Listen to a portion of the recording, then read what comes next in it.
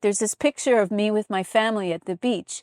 I can look at that and have memories of joy and all the summers at the beach, and like it all floods in like a completely unedited movie. And why is joy bringing almost tears to my eyes?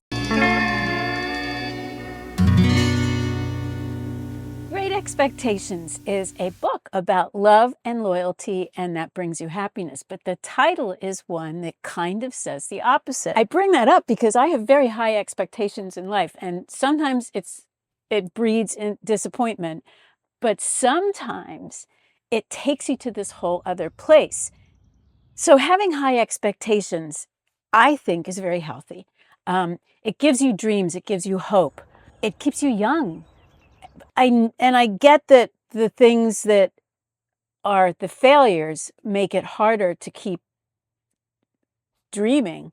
And that's a problem, but like maybe focus on the tiny things that you can succeed at.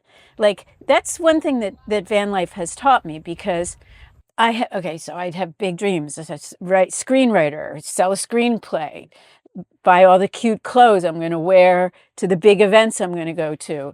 Meanwhile, I'm a hermit. I love to be like in a space creating something. In van life, you choose a place you're going to go. The expectation is that you'll find something beautiful, that it will feel freeing, that it will inspire you, that you'll get some really great night's sleep, that you'll explore something you've never seen. Like these are expectations that are much easier to meet than selling a screenplay and becoming a famous writer. So that's sort of where I am. And like, I planned this big trip to Seneca Mountain, to the mountains of West Virginia and Maryland. And I started at Seneca Shadow. I arrived and was instantly disappointed. There was no lake. There was no internet. There were just all these trees. It was like a really weird feeling. It was like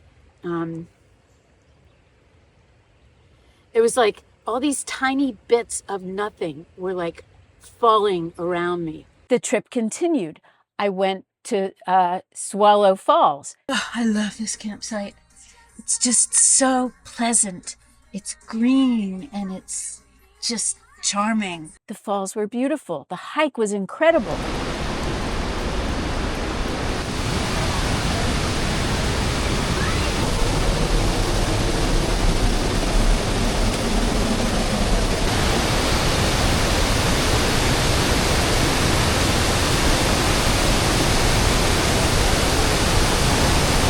The hike was hard. I was out of breath. Then I was riding my bike and I couldn't get enough oomph to get up the hill, so I had to walk it up the hill. These were all little disappointments, but it woke me up to a new thing to aim for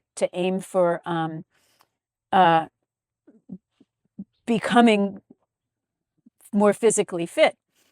But then the wonderful places that you find, like the beaches of Texas, where you can just park on the beach and you get to see different lifestyles, how the young people, their weekend is, you see the ritual mating dance thing going on, where a girl drives by in a dune buggy with her skirt up and this long leg, and the boys drive by in big heavy trucks blaring aggressive music, and people park by the beach, families.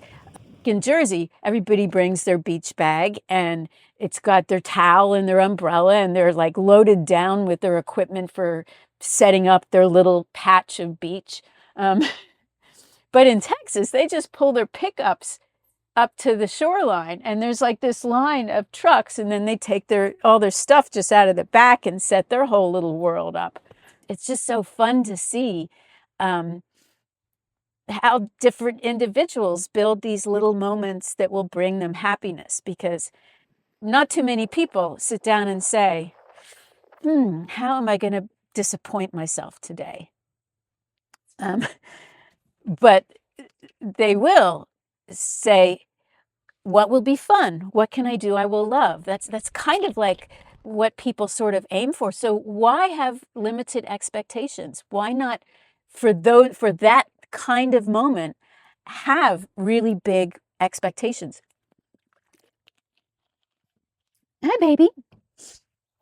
My dog has two expectations: to be fed and to be loved. He's succeeding at both. Anyway, that is my feeling on my high expectations, and the fact that I do get great disappointment sometimes, but the joy that replaces it is so rich. And like when it comes to the physical body, it doesn't remember pain the same way it remembers joy, because you don't feel the physical sensations. You have the memory, but the memory of joy does blow you up. There's this picture of me with my family at the beach, and it's a little sad because that family is barely in existence anymore. But I can look at that and have memories of joy and all the summers at the beach, and like it all floods in like a completely unedited movie. And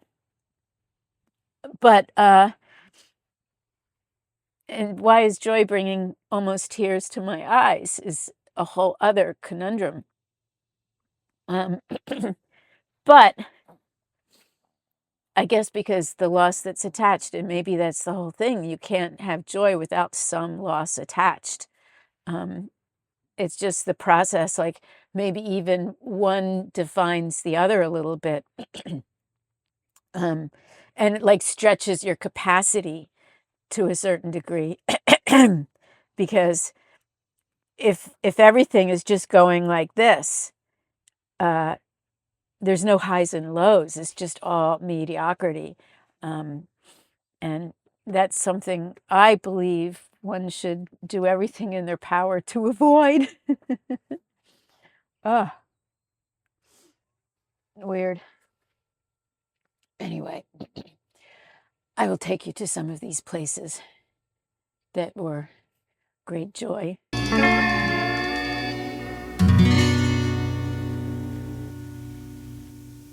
We are off now to ASSATEAQUE Island. There are horses everywhere. They came by the campsite. They were right next to my van. The names are like auctioned off, so and they wait until they're almost 6 months old before they do that, just to make sure they survive and viable before they give them a name. See, hear that? That is why I love it here. This water, it's so, I have to, okay, I'm going to talk then, I'll just film this, but the light when it hits the water is so white. It's like the sun literally lands on the water and leaves a piece of it. I honestly think that is God.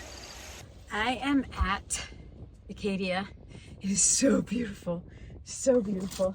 A campsite is okay, it's a campsite, you know, surrounded by woods, families and children. But I took my bike for just a ride, and the lady at the checkout had said if you just cross the main road, you'll end up at the beach.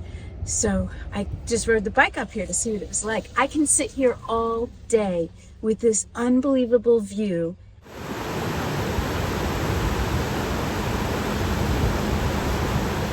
I said I wasn't gonna go to the falls, but on the way out, because there's so many people, it was ridiculous, and the charge was insane. It was like $50 to park. So I gave up. But then I drove further, and I just saw a parking space along the side, and there was a lady there with her dog, and we started talking, and she told me that it's just a mile if I walked. So I walked, and it was amazing. I love what I have devised as my way to find things routine. I go on iOverlander, but I go on it online, and I find what I want. I have found beautiful lakeside places. I have found beautiful like hilltop places. I've found places at the entry to Yellowstone. I've found water where I needed it. I finished cooking. These are not done. We will be draining the battery considerably tonight. This is the chicken from the grill. It worked out perfect.